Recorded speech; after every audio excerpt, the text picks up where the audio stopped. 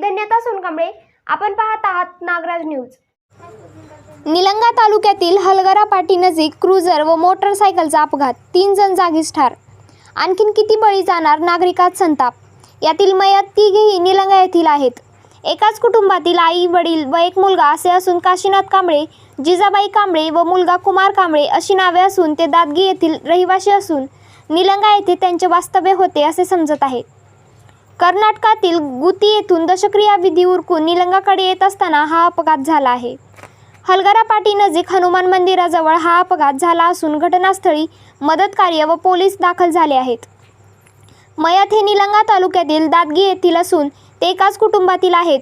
शवविच्छेदनासाठी त्यांना निलंगा येथील उपजिल्हा रुग्णालयात आणण्यात आले आहे अशी माहिती मिळत आहे।